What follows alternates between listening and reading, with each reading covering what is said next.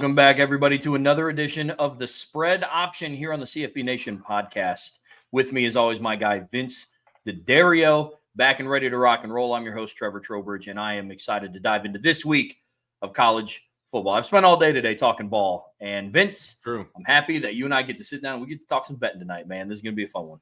I'm fired up. This is kind of a unique week. There are some unique lines out there that we get to talk about today, and some very interesting thoughts from our friends in Vegas that are going to make things even more interesting when we place our bets this week. So it's going to be interesting, I think. I think this week is going to be very, very interesting. You see the spreads are shrinking, because we're getting some more competitive games, and who you think should be a dog might not be a dog. And so, yeah, we're going to have some fun this week.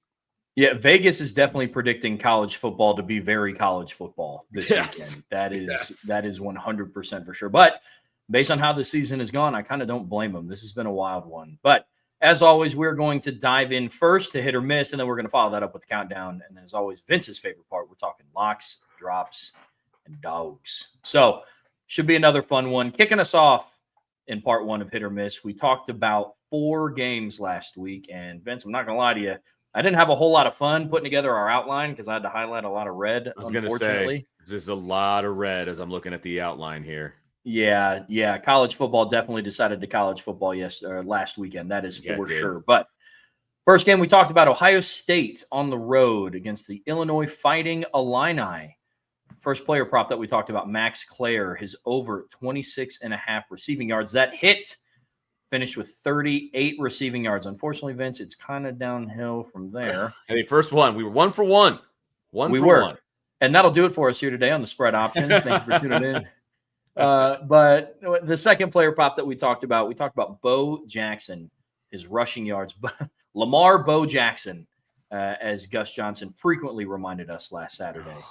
His over-under was set at 72.5 rushing yards, and that missed. He finished with 47, but he did hurt his ankle, which was unfortunate. He tweaked it a little bit. He wasn't able to get back to full speed. So I believe it was C.J. Donaldson who reaped the benefits of him being out. I think he ended the day with like 2 or 3 touchdowns. Of course. So naturally. Unfortunately, the life of the better, as we like to say. Mm-hmm. Next game that we talked about, Alabama Crimson Tide on the road against the Missouri Tigers in a ranked SEC matchup. We talked about Isaiah Horton over 45.5 receiving yards. That missed. He finished with 34 receiving yards, but this was a weird game. Alabama was able to move the ball up and down the field. Isaiah Horton finished with 34 yards. He was also their team's second leading receiver. It was just an odd day, spread the ball around quite a bit to basically everybody in that offense not named Ryan Williams, which has just been a weird thing going on this season. But it is what it is, I suppose. And then the other player prop we talked about, Ahmad Hardy, the running back from Missouri. Picked him for an anytime touchdown. Like the odds in that one. And unfortunately, he was held out of the end zone for the first time all year, which is about on pace because last week was the first time I talked about him. And naturally, it was also the first week of the season that he did not score a touchdown. I mean, it happens. Yeah, go up against Alabama's defense. I guess it is what it is. But nonetheless, we move on. Next game. Vince's favorite team, the Indiana Hoosiers, on the road against the Oregon Ducks. And here's what's frustrating. We picked 2 quarterback props in this one. I guess I should. If they're in red, I'm not going to say Vince also did. It's okay. We're here. It's a team effort. It's all good.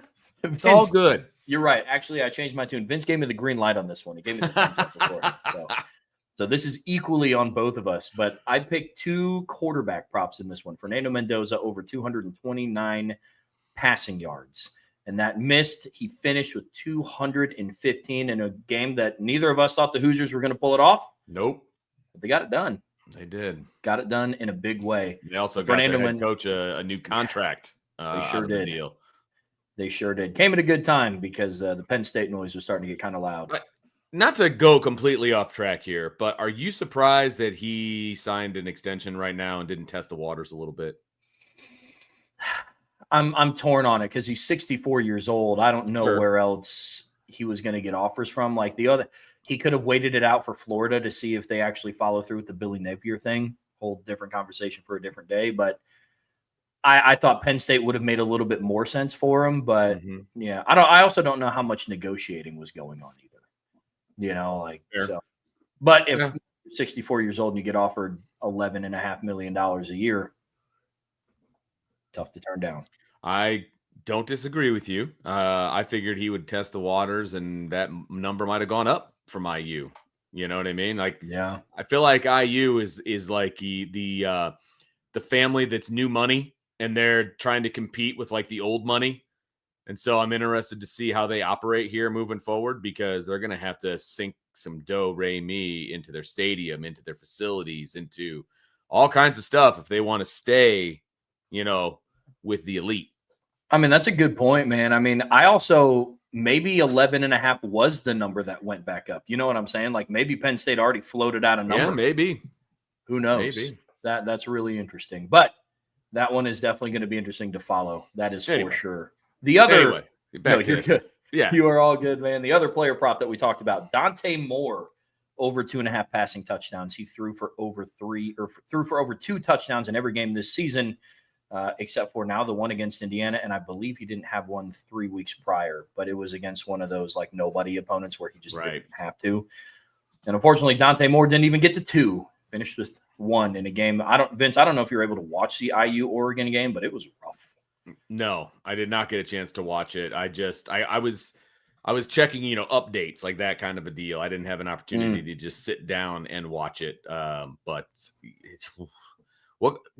how did that game feel as it was going on? I mean, if I'm being honest, IU kind of controlled it for most of the game. I mean, Oregon needed a pick 6 on a bad Fernando Mendoza pass, which, by the way, that pass for the distance that it was going to go for would have gotten us over our 229.5. Of course, and it was a pick 6. Checks out pretty well. Yep. But it's called a bad beat, Trevor. Sure is, man. Mm-hmm. The next game that we talked about, NC State Wolfpack on the road in South Bend, Indiana against Notre Dame. First player prop. We're back in the green here, Vince. Eli Raridan, over 28.5 receiving yards. He finished with 109. Yeah. That was a good beat. He ended the day as Notre Dame's leading receiver. And ideally, we'll talk about it later. Hopefully he repeats that performance this weekend against the USC. Yeah, no doubt. I actually was a little nervous about Eli, but I did have him as part of my parlay, but I knocked him down to 15 yards, and he got that in like one catch. So I was very happy about that. But if you took him at all, you were happy about that because he went off. And this is after a couple of weeks of really not going off. And that's what had me nervous, is because that was a lock for a while. It was Eli Raridan. It was a lock. And then he didn't even get a target. And I'm like, awesome. So I was a little nervous going into this one. I mean, all the pieces were leading up to it in a good way. But hey, he made a winner out of both of us on this one. So he definitely hit the over. The next one, on the other hand, did not. Nope, unfortunately did not. We talked about Jadarian Price. His over-under was set at 73.5 rushing yards. That missed. Finished with 66 yards. Part of me feels like if he didn't fumble in the goal line, I think he would have been the back that would have gotten the lion's share of the carries towards the tail end of that football game. But it's the way the cookie crumbles. Jadarian ended up with 66, missed his 73.5. Yeah, I bumped him down to 60, so I got that part of the parlay. But the other part that really got me on two parlays was the anytime touchdown score of Jadarian Price. And he has never let me down this season, and he finally let me down this week. And it was the clinching leg of one of my bets, so that was awesome. And then another leg of another one, but I was only 5 of 8 for that particular one. Figure the Jadarian Price anytime touchdown is the way to go, but it was not this last week. So beware. Well, Vince, if I were a betting man, I would say that we might be talking about Jadarian Price getting into the end zone at some point during this show. I think that's probably a solid bet. Locks of the week. My lock of the week was Oklahoma money line. I was extremely confident that they were going to win the Red River. There's not a whole lot of analysis here, folks. I was just flat out wrong. The Sooner offense was putrid. It took a 6-3 lead into halftime and then got outscored in the second half 20-0. And Texas ended up putting that one away and winning the Red River shootout. So my lock of the week missed. How'd you do, Vince? My lock of the week, surprisingly, I'm 2 for 2 the last couple of weeks in my lock. So I'm slowly chugging back. trying to get to 500. I'm 3-5 on the season right now, but my lock of the week was USC on the money line against the Wolverines of Michigan, and they beat them, and they beat them pretty good. It was 31-13, and that game was never really competitive, which gives Notre Dame, they're all clutching their pearls this week because USC actually looked pretty good against Michigan. But as one analyst over the weekend or over during the week has put it, Michigan is not even on the same planet as Notre Dame when it comes to being a competitive football team, in my opinion, this week. So everybody needs to relax. But USC did me a favor. They hit the money line. I got my lock of the week. Cha-ching. 2 weeks in a row. We're on a streak, baby. Two wins in a row is a streak, Trevor. And so I'm on a streak. Let's go. We love it. Speaking of streaks, your dogs of the week are absolute money. I'll get mine out of the way so Vince can brag about being 7-1 now in dogs of the week. But my dog of the week, I had New Mexico plus 16.5, and it hit by 0.5 point. They lost to Boise State on the road, but they lost by 16, Vince. How about that? So by the skin of my teeth. Yeah, man. My dog of the week hit. How'd you do? Well, I got another victory in the dog of the week. Washington State. They were being given 31.5 points against Ole Miss. And I looked at that and I'm thinking to myself, look, I don't think Ole Miss is going to win by 32 points. I just don't see it with the way the games have gone this year, et cetera, et cetera. Well, that was a massive hit, first of all. For a little bit there, though, as I'm watching this game unfold, I texted you in the middle of it, and I was like, well, the dog of the week definitely hit, and they actually might win outright.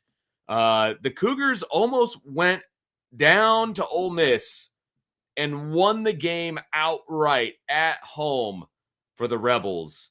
That was almost a disaster, but they remain undefeated, but they certainly didn't win by 32. So that was a surprising dog of the week hit, but it definitely hit. So 7-1 overall. When you texted me about it, I didn't know what the score was. And so I thought it was sarcasm. And I was like, oh, God. I was like, Ole Miss is probably up like 60-0. And I looked and I was like, oh, my God, they're losing. Yeah. I was like, oh, my goodness. But, yeah, I mean, you want to talk about a stereotypical trap game, man. I mean, big win against LSU the week before, overlooking ahead to Georgia in Athens on the road this Saturday. Yep. Typical trap game. But, hey, trap games are good for the money, man. Take it. We will Trap take games it. are good for the money. Here's a quick update of our records real quick. Player props, we are sitting at 32-28 on the season. We entered last week at 30-22. I am unfortunately down to 3-5 in my locks of the week. Vince, like he mentioned, is also 3-5 in his locks of the week, but not all 3 and 5s are created equal, Vince. I'm going this way.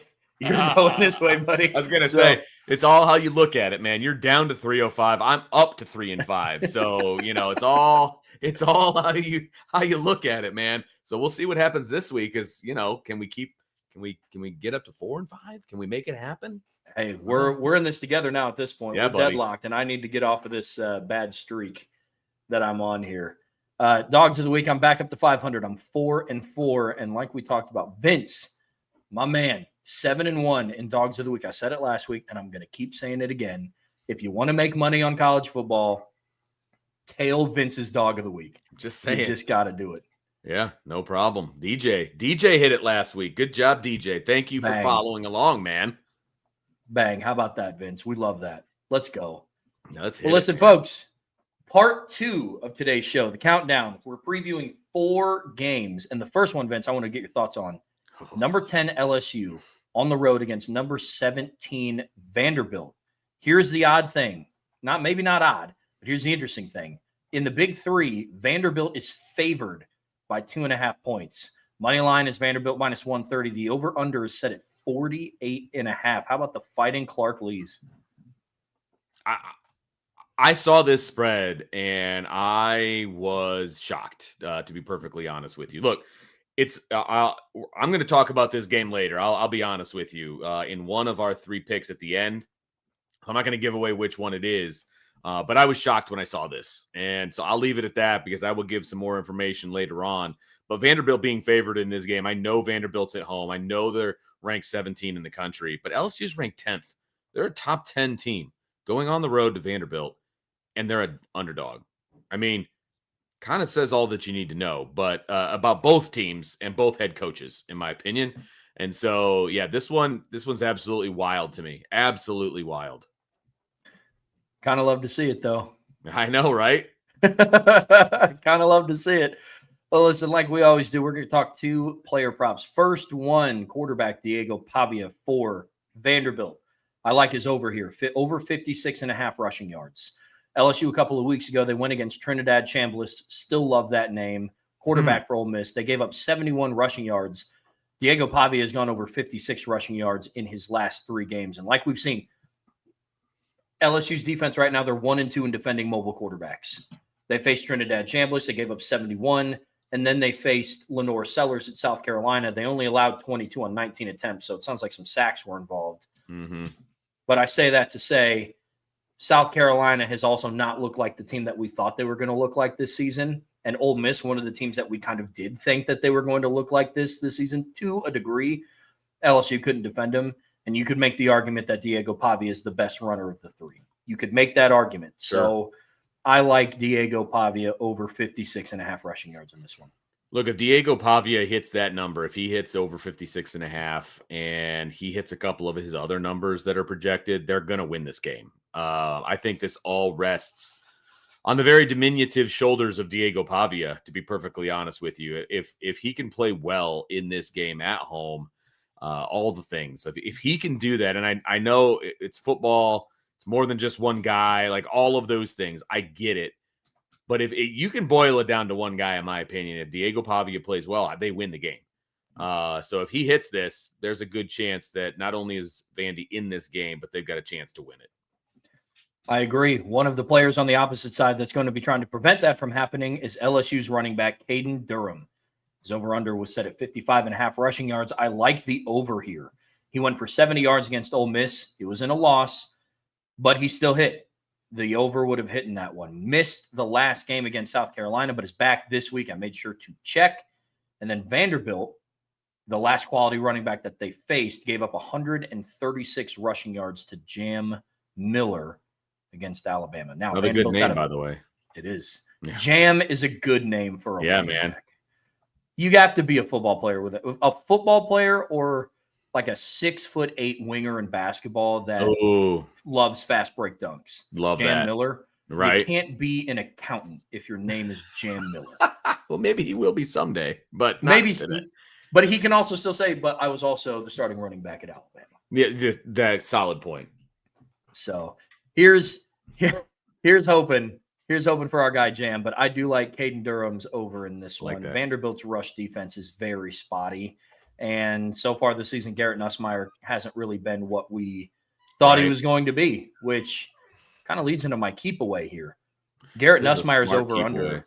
Yeah, I mean, look, man, Garrett Nussmeier's over-under for passing yards is set at 257.5.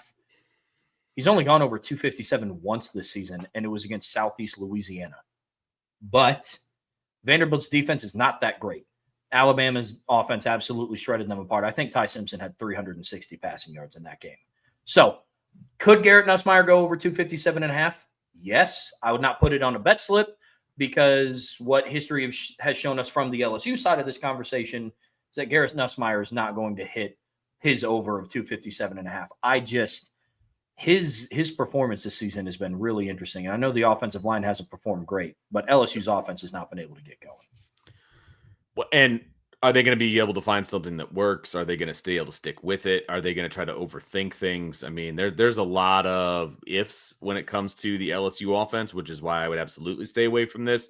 Garrett Nussmeier has proved to be an absolute enigma this year.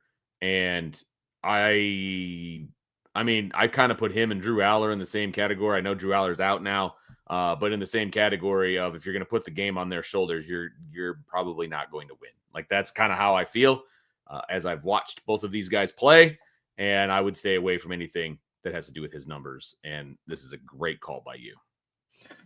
We do what we can, Vince. Yeah. I might not win you money, but I can tell you how not to lose it. Yeah, 100%. But hey, let's roll into game number 2. Ole Miss travels to Georgia. This is a 5-9 matchup. Georgia favored by 7.5. So they are obviously the money line favorite at minus 290. The over-under set at 54.5. Your thoughts on the big three, sir? This one's interesting. Not betting related, but earlier today on the Irish Breakdown podcast, Brian and I were talking about this game, and I predicted Ole Miss to win outright. I'm not saying to put money on it, but I like Ole Miss in the upset here. One of us might be saying that later. And it's crazy that we're talking about the number 5 team will be upsetting the number 9 team. I know, right? But I understand how home and away also plays a factor in that. But this one's interesting. I think the over-under is honestly set a little too high. Personally, Georgia's offense is not what people think that it is. They put a lot of weight into what they did against Tennessee. So definitely some interesting lines coming out of this one, Vince. Here's some 2 player props for you. The first one, I'm trying to get a little bit more creative with some of the props that we talk about here now that we're getting into the meat and potatoes of the college football season here. So the first one's not actually a player prop, but I like Georgia's under total points. It's set at 31.5. Look, you go back and look what they've done so far in SEC play. They scored 20 against Auburn, 21 against Alabama, and it took them to overtime to get to 41 points against Tennessee. On the flip side of the coin, Ole Miss has only allowed one SEC offense to score over 30, and that's Arkansas. And I understand what Notre Dame did to them, and they held them to 13 points. But if you look at Arkansas' season as a whole, the Notre Dame game was the outlier for this unit. Outside of that, they're scoring over 30 a game. Yeah. Outside of the Notre Dame game, this Georgia offense this year hasn't impressed me. I don't see them scoring 32 points or more against Ole Miss. I don't. So that is my first player prop that we're talking about. All right. What about the other side of things? Trinidad Chambliss. I think you got one for him. I do. I like his over 45.5 rushing yards here. He's gone over 45 rushing yards in every game he's started, except last week against Washington State. And like we alluded to, that was just a weird game. I'm not putting too much weight into it because I do genuinely think that it was just your typical trap game. You're overlooking to this game. Players aren't as focused, et cetera, et cetera. And so I like his over in rushing yards here. I think he bounces back this week. And I predicted Ole Miss to win earlier in the day. So if that's going to happen, Trinidad Chambliss is going to have to make some plays with his arm and with his legs. I like this player prop here. Really do. Dig it. What are we staying away from in this one? I don't like Georgia's receiving props. If you go back and look at how their season has gone, it's kind of been flavor of the week down in Athens. It could be Colby Young. It could be Zachariah Branch. It could be London Humphreys. Or it could be one of their 2 tight ends. Oscar Delp or Lawson Lucky? That sounds right. I know his last name's Lucky. Regardless, point is, it could be any one of those guys on a week-to-week basis. And I don't love Gunnar Stockton's passing props. I don't. So I'm staying away from Georgia's receiving props as a whole. It could be any one of them. And all the lines kind of reflect that. They're all somewhat the same. So I'm just not touching it, Vince. Fair enough. Let's head to game number 3 on our slate. We got number 11, Tennessee, traveling to number 6, Alabama. So 3 ranked matchups in the SEC this weekend, which is a lot of good football. So the big 3, we got Alabama favored by 8.5. Alabama, obviously on the money line, but minus 300, so not a great number there. The over-under, 58.5. So the highest that we've had, I believe, so far today. And your thoughts on the big 3? Yeah, this one is interesting. You look at this matchup, it's like, who is Tennessee? This is their 4th straight ranked opponent. Alabama's kind of been put through the gauntlet. I think this is the game that they take off. I like Alabama's spread in this game per what my prediction was earlier today. But yeah, it's the third Saturday in October, Vince. Tennessee and Alabama had to play, and I'm really excited to watch this game. Not going to be watching it over the 4th game that we're going to be talking about today, but this should be a good one down in Tuscaloosa. For the 2 player props, one thing that I thought was interesting, and I'm looking to see if that has changed yet, and it has not. You can't bet on Ryan Williams, and he's not hurt. Interesting. Yeah. How wild is that? Yeah. He was kind of battling an injury against Missouri last week, he still played. He was just kind of on a pitch count, and he had 1 target for 0 yards. And you just can't even bet on him this week, which I thought was really, really interesting. But somebody that you can bet on, quarterback Ty Simpson. It's a big number, but I like his over 288.5 passing yards. I think Ty Simpson is one of the best quarterbacks in college football this season. He went for 382 against Wisconsin, 276 against Georgia, 340 against Vandy. And he's going to be going up against a defense that allowed Gunnar Stockton to throw for 304 passing yards. And that is by far Gunnar Stockton's best passing performance, really, of his career. Yep. And so, look, Alabama's a team this season that just hasn't really even attempted to try to run the football. I mean, I know I said Jam Miller earlier today. Jam Miller went for $136 against Vanderbilt. That was also a game, I think, where Ty Simpson also threw for over 300 yards. And so I like Ty Simpson here. I think he throws it all over the yard against the Vols defense. I do. So for that to happen, he's going to need, this is the second player prop, he's going to need one of his wide receivers to step up. And since you can't bet on Ryan Williams, odds are this is going to be the week that he goes absolutely berserk because you can't bet on him. But I like Isaiah Horton. I'm going back, and I'm hoping that this one doesn't bite me, but I like Isaiah Horton over 50.5 receiving yards here. Ryan Williams just hasn't been a part of the offense the last 2 weeks. I think Tennessee's going to do everything that they can to try to blanket Jeremy Bernard. I'd be looking for Isaiah Horton in this one. I think that's a really, really good player prop, so I'd keep an eye out for him. I have a feeling one that you're going to stay away from might be on the Tennessee side of things. Yeah. I'm staying away from Tennessee's receiving props. Okay. For similar reasons for Georgia. Like for them, it is also kind of flavor of the week. They don't have like that guy. They kind of have a handful of guys. It's looked relatively similar to what Notre Dame's receiving core has done this year, but the numbers for Notre Dame's receiving core have been more favorable. You know what I mean? It's Malachi Fields over 45. It's Jordan Faison at 60. It's Eli Raridan at 30. For Tennessee's receivers, a lot of it is, I'll give you an example. For Chris Brazel, it's over under 61.5. For Mike Matthews, it's 48.5. For Miles Kitselman, it's 32.5. For Braylon Staley, it's 51.5. I mean, you can bet on four Tennessee receivers, and you can't bet on Ryan Williams if that tells you anything. So Joey Aguilar has done a good job of distributing the football around. Doesn't make it great for betting, though. And so I'm staying away from Tennessee receiver props, Vince. All right. Well, we got one more game to talk about before we get into our other picks. It's number 20, USC, also known as Southern Cal, gets on a plane, travels to Notre Dame in Notre Dame, Indiana, the number 13 team in the land. The big three, Notre Dame favored by 9.5. The money line, obviously Notre Dame, minus 350. The over-under, the highest of the day thus far, 61.5. Your thoughts on the big three? Initially when I saw the spread at 9.5, I was like, that's pretty big. Especially because this is, you could argue, the first meaningful game that these two teams have played in quite some time. And this is like only since 2010, only like the third or fourth time that USC has even entered this matchup ranked. It's true. So, but going back to 2019, every matchup, the winner is won by double digits. And so I do understand if they think Notre Dame wins this game, I understand why Vegas set the line at 9.5, because that is quite literally the lowest amount that you could be at if you think that this game could end up in double digits. So I like the spread here. The over-under makes sense. It's two high-powered offenses, kind of story of Notre Dame season. It's every team that they faced has a good offense and a not-so-good defense. And it sounds like Vegas still isn't sold on what Notre Dame's defense brings to the table. So this one's going to be interesting, but I do like the big three for this game. Okay, rock on. What are the two-player props that you're looking at? I see a very familiar one on there. Oh yeah, you sure do. There's actually two familiar ones on here. Yes, there are. You're right.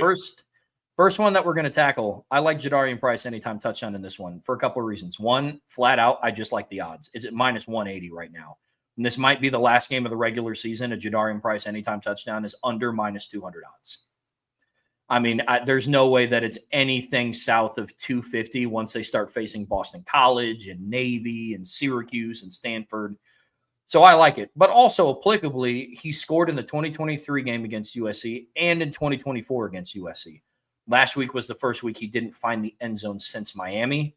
I like Jadarian to get into the end zone here in some way, shape, or form. He's their main kick returner. I could see him getting a receiving touchdown on Saturday. I like him to get in the end zone on this one.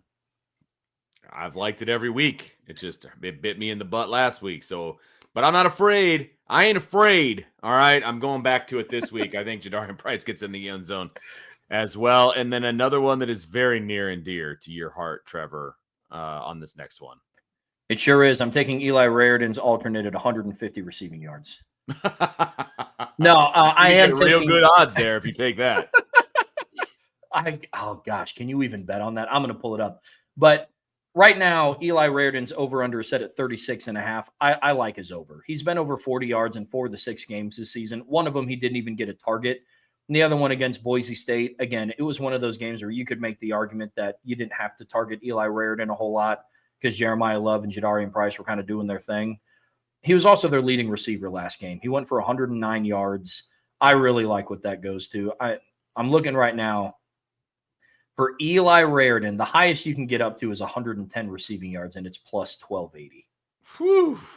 So 1280. Yeah, probably not going to be taking that one. It's a good number, but yeah, I wouldn't bet on him to go over 100 again. That's a lot of yards. Yeah, but I will bet on him to get over 36. Okay, I do. Fair like enough. Those numbers. That's one catch, by the way. So for him, yeah. With the way that they use him and the way that they've been stretching the field over the middle, up the seam, all of those different things, that's one catch. So I like that number as well. I tend to agree with your keep away here. Jeremiah Love is your keep away on rushing yards of 90.5. He was actually, his rushing yards were over 100 set last week, and he actually cleared that number. But those are some just scary numbers that, I don't know that people want to try to get after here. This one pained me to type out on our outline because, the fan in me wants to say that Jeremiah Love is going to run all over this defense. But look, right, this isn't the same USC defense from last season. It just isn't. The Trojans held Justice Haynes last week to 51 rushing yards, and we're talking about a running back that went for over 100 yards in every game prior to them playing USC. Right. So it's not like it's a fluke. Love has only gone for over 90 yards 3 times this season against Texas A&M, Purdue, and Boise State. I wish this was his total yards output because I would absolutely hammer this. I really would. But at the end of the day, I'm just looking at what the numbers are telling me, and I'm staying away from Jeremiah Love's over-under. Part of the keep away is it could happen, but I could also see this being a scenario where you throw this on your bet slip and you're looking with 5 minutes left in the third quarter, and Jeremiah Love has 48 rushing yards. Now, we know the type of explosive running back that he is, so he could make up, the other 42, 43 yards on a carry. I just don't know if you want to bet on that. Fair. No, that's a fair statement. All right. Those are our 4 games. It is now time to get into our locks and drops, Trevor. This is where it gets fun. Who is your lock of the week? My lock of the week, give me the Iowa Hawkeyes money line against Penn State. Right now, the odds are set at minus 146. Here's the interesting thing. The Nittany Lions are 0-3 against Power 4 opponents, and I do think that streak continues this week. They just fired James Franklin, which, here's the thing. There are teams so far this season that have kind of galvanized over their head coach being fired. UCLA did it. One of them. Yeah. Yep. UCLA did it. Virginia Tech did it. And then Arkansas, even though they didn't get a win, they fired Sam Pittman, and then against Tennessee on the road took them down to the wire, ended up losing 34-31. Yeah. Here's the catch. All 3 of those teams still had their starting quarterback. And unfortunately, Drew Aller is also out for the season. So not only is Penn State going into this without their head coach, they're going into it without their 3-year starter at quarterback, and they're also playing Iowa on the road at night. And that is a tough environment to win in the Big Ten, even with a fully healthy team and a head coach. So I like Iowa Hawkeyes money line here. That is my lock of the week. I dig that, man. Anytime we can throw Penn State under the bus, I'm all for it. So I like that one a lot. My lock of the week, I am going to the ACC and one of the most underrated teams, I think, in college football, and that's Georgia Tech. And Georgia Tech is also underrated by Vegas because they are a 1.5-point dog on the road against Duke. So Duke is the favorite at home. I'll take Georgia Tech on the money line here. Not just their points. I'll take them on the money line. They're kind of a dog, but not by much. So it's kind of a pick'em game. Jackets are undefeated this year, while the Dukies have a couple of losses already. Georgia Tech is kind of throwing a wrench into the ACC right now. I don't know what is going to happen the rest of the way, but you could be looking at a Georgia Tech Miami ACC championship. And I'm not sure there would have been a whole lot of people that would have guessed that particular matchup. But as of right now, that's what we're looking at. So I just don't think that Georgia Tech is going to be slowed down by Duke. I definitely don't think they're an underdog here. So my lock of the week is Georgia Tech to win outright on the road against Duke. I love that. No, I love that completely. My drop of the week, Vince. I'm staying away from the big three in the SMU Clemson game. SMU's 4-2. Clemson is 3-3. Clemson is currently favored by 9.5 points. I understand why people would pick SMU to cover. I also understand why people would want to pick Clemson to also cover. You look at Clemson's roster, and I understand it. Look, I picked Clemson to go undefeated this year, and that ended in week 1. Right. Okay. So, look, I think people are getting a false sense of hope about Clemson since they beat North Carolina and Boston College by a combined margin of 79-20. But both of those teams are horrendous. Mm-hmm. Lord only knows what's going on at North Carolina, and Boston College just took a swan dive off of a cliff. I don't really know what's happening with Bill O'Brien out there in Chestnut Hill. But it is what it is. SMU is a quality team. I don't love their defense, and they're just a team this year. They're 4-2, but they lost to the only 2 good teams that they played. Right. So I'm staying away from it completely. I don't like it. Love it. Do not. My drop of the week is a game that we've already talked about. It's Vanderbilt -2.5 against LSU, hosting the Tigers. Look, I'm the last person that will tell you to bet on Brian Kelly, and I'm not doing that here. The fact that Vandy is favored in this game is kind of crazy, but it's also a testament to Clark Lee and what he's built down there in Nashville. I'm just not ready to bet Vandy as the favorite against a top 10 SEC team. And even though that top 10 SEC team is LSU, I'm just not ready to put my money on it. Could they win? Sure, 100%. It wouldn't even surprise me if Vanderbilt beat LSU. But BK is the coach. I'm just not confident to put my hard-earned money on this one. Stay away from it. Vegas obviously likes Vanderbilt against LSU. They're coming around to the BK hate. I get it. I'm just not ready to come there with my money yet. Although I will be rooting hard for the Commodores in this game. No doubt about it. I get that completely. First time I heard you call them the Commodores and not the Fighting Clark Lees. I'm kind of disappointed. I know, right? Yeah, that's that. I dropped the ball on that one. That's fine, I guess. It is what it is. Yeah. Well, Vince, it's about that time. Dogs of the week. Let's bring Dogs of the week. My dog of the week, Louisville +13.5 on the road against Miami Hurricanes. Yeah. Hurricanes are coming off of a bye. Louisville's 4-1 and undefeated in the ACC. Only the second ACC opponent for Miami, which is crazy to think about considering this is like their 6th game of the year. Yeah. Louisville's only loss of the season was by 3 points, and I believe it was to Virginia, the team that beat Florida State. Miami beat Notre Dame and Florida State by a combined 9 points. I do not think the Cardinals win, but I do think that they cover. This just has all the makings of everybody's been waiting for Mario Cristobal. Yeah. And if there's one coach that you don't want to go up against when you're kind of at that point in your season, it's Jeff Brom. Because he's just always kind of got one of those games up his sleeve where he's just able to dial something up. And I think it could be this weekend. I think they give the Hurricanes a run for their money. So my dog of the week is Louisville +13.5. Yeah, I dig it. This was an interesting game. I contemplated this one for my dog of the week. I contemplated it for my lock of the week. This was definitely in consideration, that's for sure. So I really like that one, Trev. Miami's been on a roll, but you're right. Against question mark. You know what I mean? Yeah, they got the win against Notre Dame, obviously.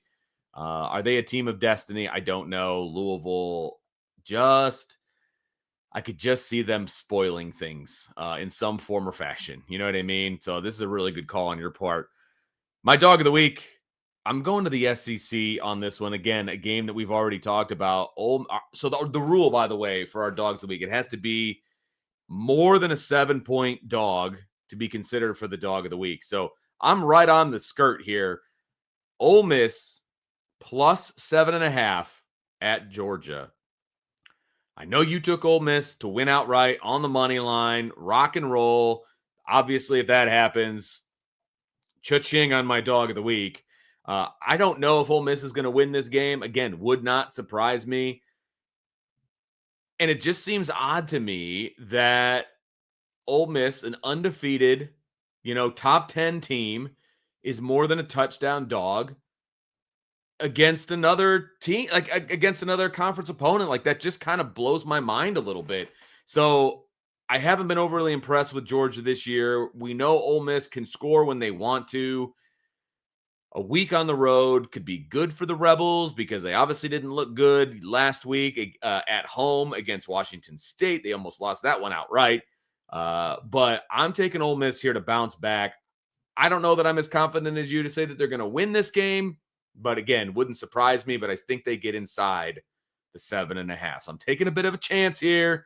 I usually like a bigger number when I'm talking about my dog of the week. But I'm just going with flat out football here. And I think Ole Miss can give Georgia all they want. I love that pick, man. I really do. And like you said earlier, we're getting to the point in the season where it's just like, these are the kind of dogs of the week that we're going to kind of have to sift through and kind of find. Yeah, exactly. I'll tell you what, an honorable mention for me was Wisconsin and Ohio State, because that's a massive number. I can't remember exactly what it is, but it's a big, big number. Would it surprise me if Ohio State just thumped Wisconsin? Look, they're not a good football team. I think Coach Fickle's hanging on by a thread. And if they get thumped by Ohio State, then that could mean the end. We'll see. But that was a big number. I was very tempted to go that route, but I'm sticking with the Rebels of Ole Miss. I was tempted. My honorable mention was the Michigan State Spartans on the road against IU to cover. Yeah. I still think IU runs away with it. I still think they win by double digits. I just don't know if that's by 4 touchdowns. Again, I know. We haven't seen Curt Cignetti have to handle success. We've heard him talk about how much success that he has, but we've yet to see him actually handle it applicably. And they just picked up their biggest win in program history. And Michigan State has a good enough offense to keep them hanging around like the 17 mark. Yeah. Lose them by 17. So we'll see what happens. That one too. Yeah. A lot of interesting lines this week, Vince. But that will do it for us here tonight on the spread option. Vince and I will be back next Thursday, I believe at 8 p.m. Vince, yes, next I think Thursday? So. Yeah, we should be good. Well, we'll see. But yeah, right on. I think so. All the more reason to have that notification bell hit to be subscribed to this channel so you know whenever we go live. On your way out of here, be sure to hit that like button. Spread the word about this podcast. Share it with your friends, family, anybody that you know loves to talk college football, loves to talk ball, loves to talk some betting. It's what we're here for. Be sure to tail Vince's dog of the week, because what it's been showing us, what the numbers have been telling us, is you will be in the money if you tail our guy, Vince D'Addario. So until next Thursday, that's Vince. I'm Trevor. We'll see you back here very soon on the Spread Option Podcast.